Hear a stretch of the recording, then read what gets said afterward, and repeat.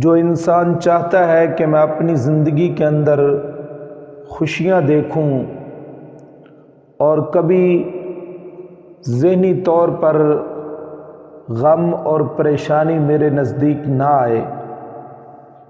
تو آج میں آپ کو ایک ایسا عمل بتانے لگا ہوں اور ایسا مجرب وظیفہ بتانے لگا ہوں کہ جو انسان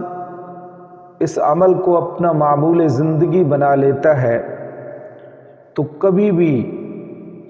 انسان کے غم اور پریشانی جو ہے وہ قریب نہیں آتی۔ اللہ تبارک و تعالی اس کے دل کو خوش رکھتے ہیں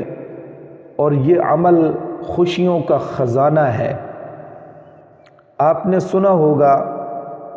ایک سورہ مبارکہ کے بارے میں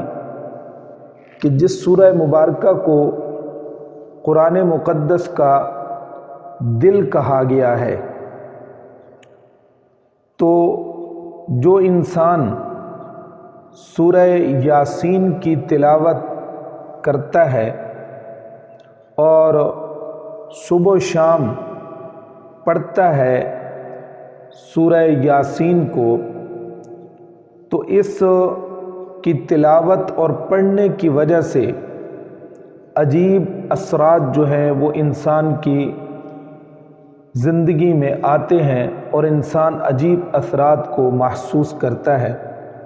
صبح پڑھنے والا رات تک اور رات کو پڑھنے والا صبح تک غموم و ہموم سے محفوظ رہتا ہے۔ تو جو انسان چاہتا ہے کہ میں خوشیوں کے خزانے سمیٹوں اور غم اور پریشانیاں مجھ سے دور رہیں، تو اس کو چاہیے کہ صبح اور شام قرآن مقدس کے اس دل سورہ یاسین کی ایک مرتبہ ضرور تلاوت کر لیا کرے۔